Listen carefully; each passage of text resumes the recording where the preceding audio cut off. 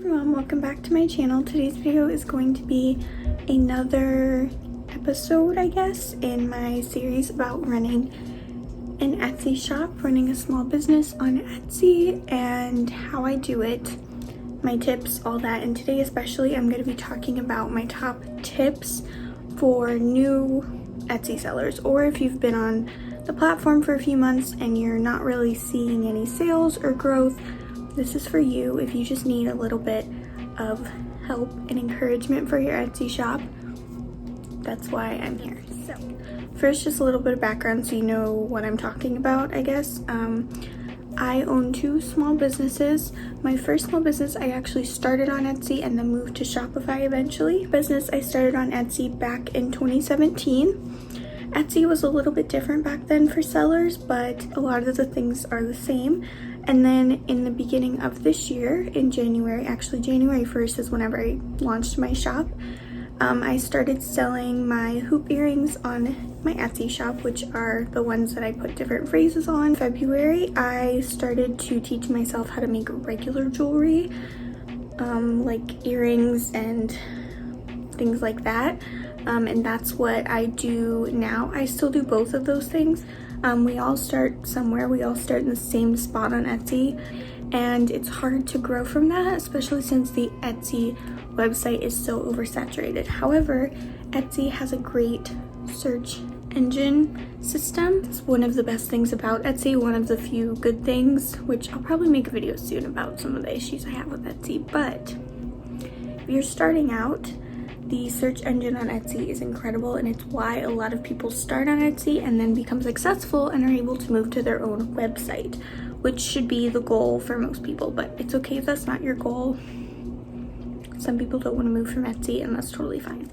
So my first tip for starting out on Etsy or wanting to grow on Etsy, wanting to earn more customers, is kind of the same thing that everyone says, but it is important, and that is your photos. Now, I understand everyone is in a different place. Some people don't have access to, the resources to take really high quality photos or edit them or whatever. It's okay to just use what you have. Don't feel like you need to go out and buy a fancy camera or fancy lighting or backdrops or anything like that. My photos aren't even the best, so maybe I shouldn't talk on this, but personally I've found that if you just have natural bright sunlight in your photos and your photos are bright and you can see the product and they're clear, people will click on them. All my flat lays don't match. The coloring's off, the lighting's off, they all don't look the same, but they're the same style. They have the same background, the same type of product in them with the same flowers in the picture. So the lighting was different at different times. Back then I was using my iPhone 6, now I use my iPhone 11 to take pictures. It really varies, but my hoops still do really well on Etsy. So that just goes to show you, you don't need super fancy equipment, but bright, clear, sharp photos.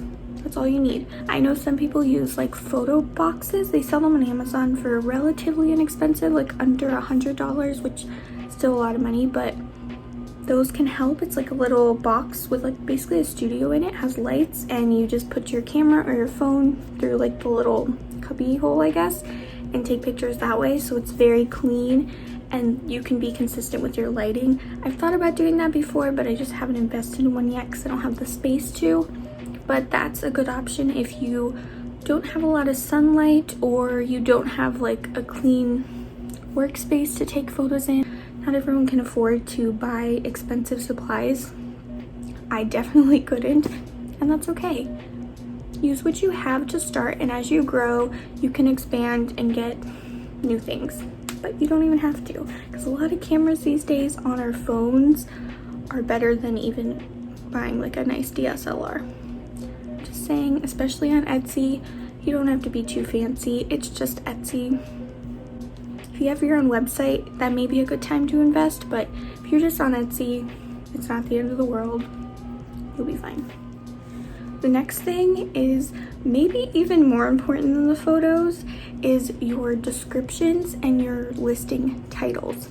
Now, I will say from experience, A lot of your customers will not read the descriptions unless they need to know the specific like dimensions of something, or that's basically like one of the only reasons that they'll really read the descriptions.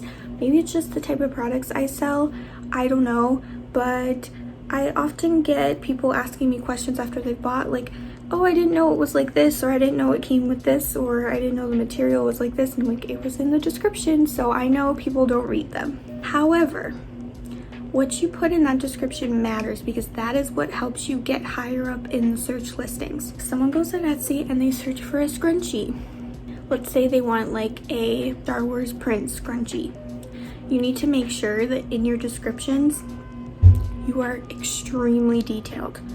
List the dimensions, list the size, list the type of fabric you use, and list like words relevant to Star Wars, list things relevant to Star Wars characters, list anything you can that will help specify. Just be very specific, and that will help you rank higher in the results. Find your niche and really put work into your descriptions. Even if nobody reads them, they matter, because that is how you get into the search results. Let's say you're selling a Little Mermaid print scrunchie and your title is just scrunchie and your description is just scrunchie made with cotton fabric and elastic, and that's all your description is.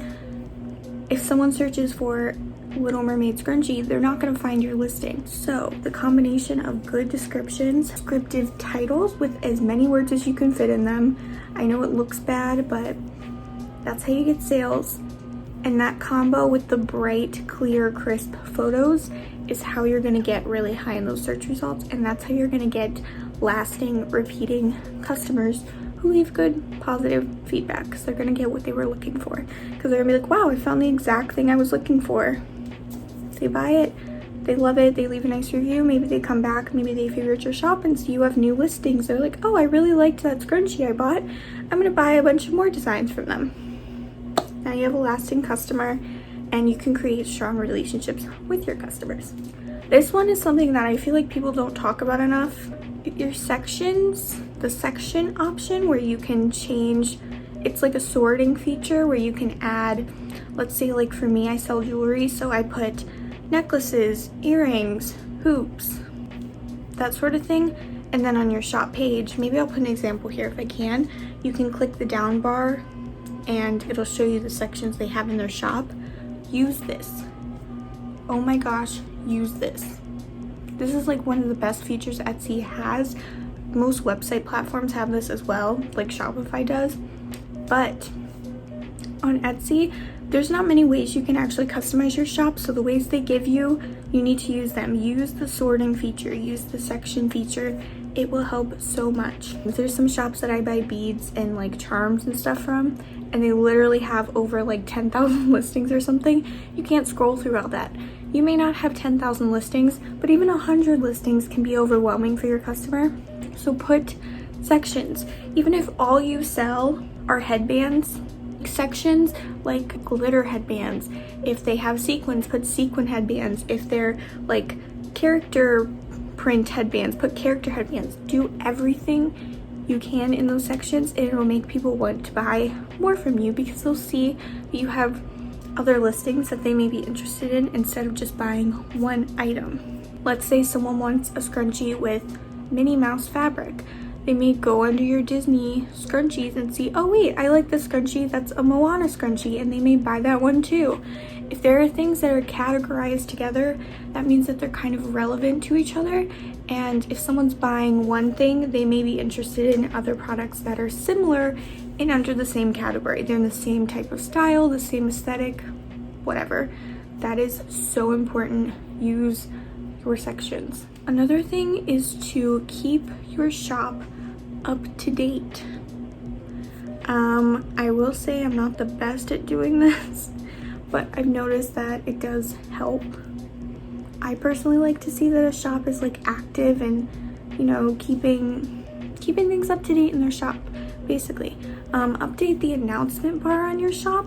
update, put an update like our processing time is extended, or our processing time is quicker now, or we're shipping overnight, or free shipping over $35. Put those things in the announcement bar, and then put update July 31st. As of July 31st, we're now shipping same day on all orders, or something like that.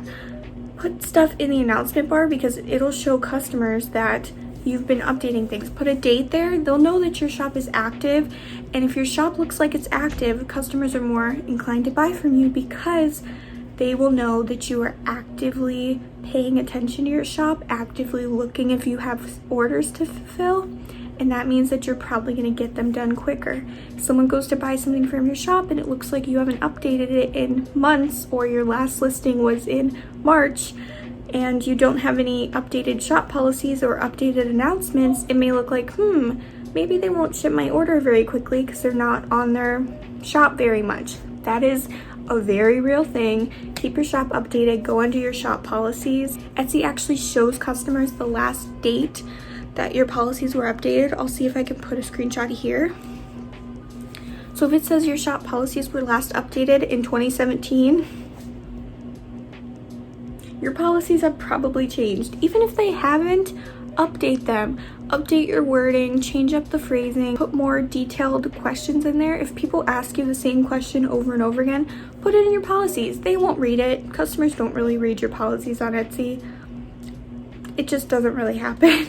But put it there just in case. And that way, if someone does ask a question, you can answer it and then be like, if you have anything else to ask, check out my shop policies first. They'll go there and they'll see, oh, this shop is really up to date. They really like keeping people updated. They really like engaging with their customers. There you go. You're selling more. If they see that you're always updating things and you have your face on your About Me page and your policies are really personalized and up to date, they're gonna see there's a real human behind the shop running it, and there's a real person who's packaging orders, hand making everything, writing notes, messaging with customers, keeping everything updated. They're gonna know there's a real person doing all of that. A lot of big companies have like messaging systems and stuff that use like robots and that sort of thing. So if someone is going on Etsy, they should know they're buying handmade items from one to a small team of people. It's good to make sure your customers know there's a real person behind there who has real feelings, and it'll help them maybe be a little bit kinder to you and just maybe more compassionate and understanding. The next thing is to be organized. Even if you have 0 sales or you have 5 sales, you should be organized from day one. This is something that is extremely important because you never know the day that your shop could take off. Your shop could take off while you're sleeping and you wake up and you're like, oh my gosh, I have 400 orders. I don't know how that would happen, but it could happen. You don't know. For me, it was kind of gradually it happened, but in a way it kind of did happen overnight too. So you never know when your shop is going to take off.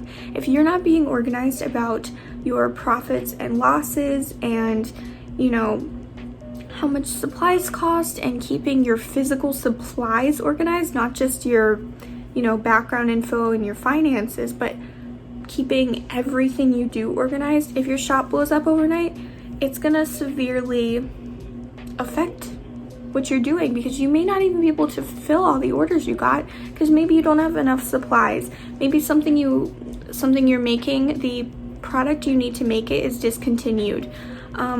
Maybe it's just you running it and you can't possibly fulfill all those orders because you have a disorganized workspace or anything like that. Anything can happen.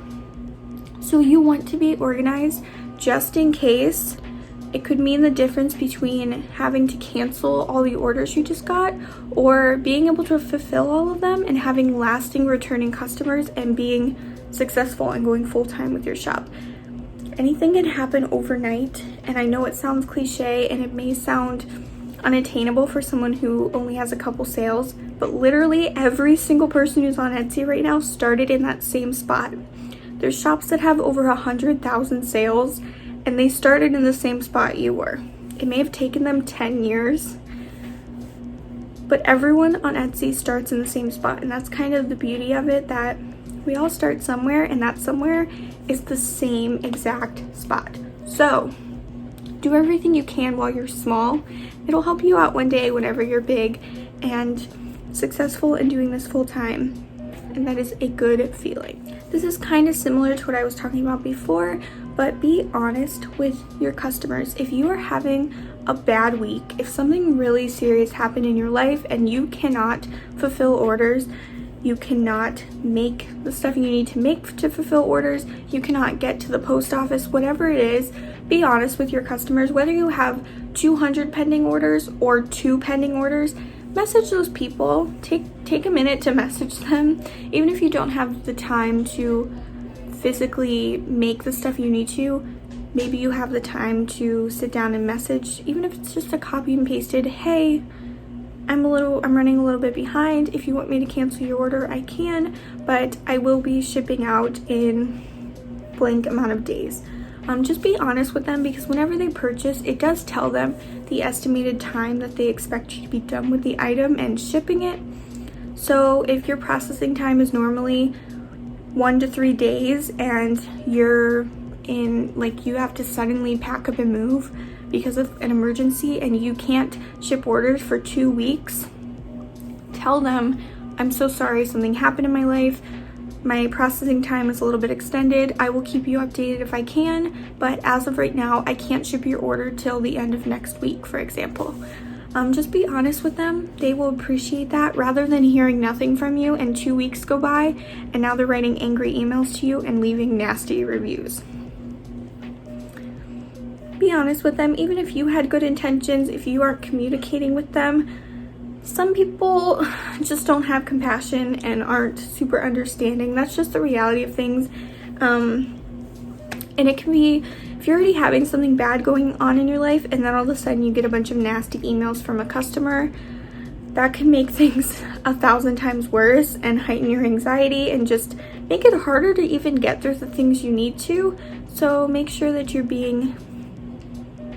communicating with your customers and just being honest with them. Yes, maybe some of them will want to cancel their orders, but it's better than getting a bunch of negative reviews and then still having to send them the product. And the last point I want to make is to set boundaries. This is advice that I don't take at all. I'm probably like the worst culprit. I don't know how to set boundaries with my shop because I love what I do. I really love making jewelry, even if I'm not making it for my shop and it's just for fun. I love doing it. So whenever your hobby turns into your full-time job, it's hard to kind of disconnect and say, hey, even though this is your hobby and it's really fun and like you like doing it, you've been doing it for 2 weeks straight every single day, 12 hours a day, and haven't done anything else. I don't know if anyone else does that, but I do.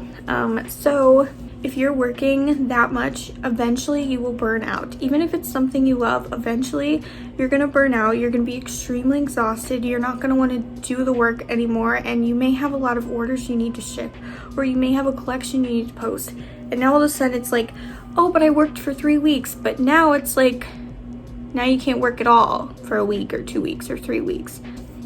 Even if you feel like you have a good head on your shoulders, maybe you don't get worn out as much, you can still burn out. It happens to everyone, especially whenever you're in a creative field, because you're not just going and sitting at a desk job every day and you know what you have to do.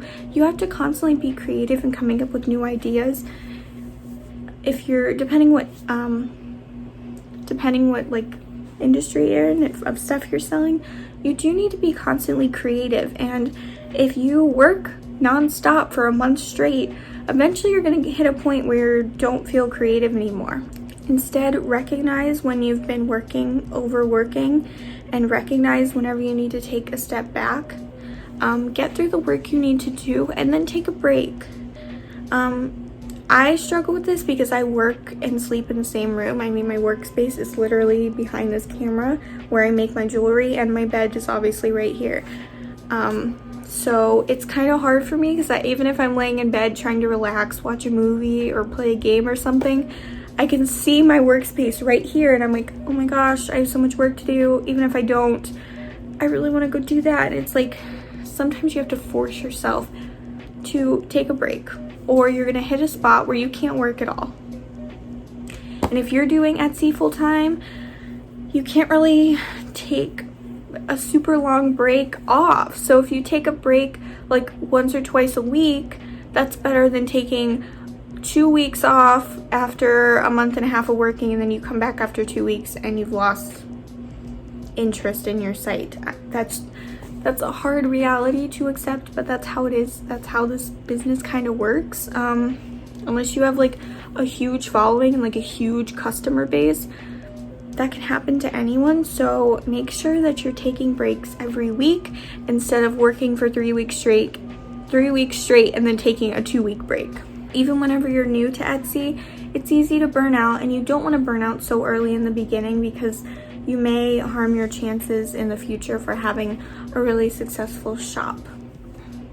So that's the end of this video. Those are my top tips for new sellers on Etsy and how to grow.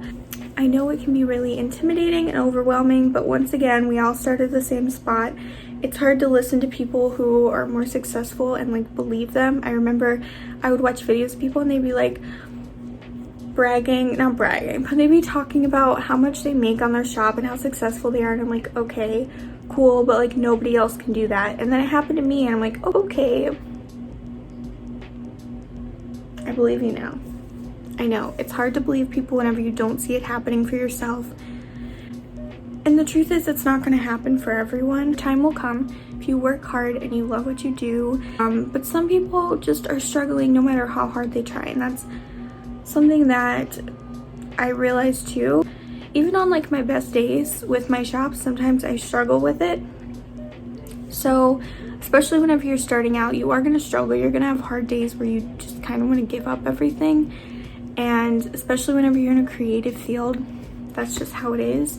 So keep going, keep trying, keep working hard. If you have an Etsy shop, please link it below and I'll go favorite your shop. And yeah, that's all for today, I guess. I was gonna film another video, but I'm kind of worn out. I've been talking for like 40 minutes now. But yeah, I will leave my shop link below if you want to go look at my stuff. My Etsy store is Nectar Jewelry Co. My website is nectar.jewelry. That's it, www.nectar.jewelry. That's it. And my Instagram, Twitter, all that stuff will be linked below. And yeah, I'm gonna go, and I will see you hopefully in my next video. See you then.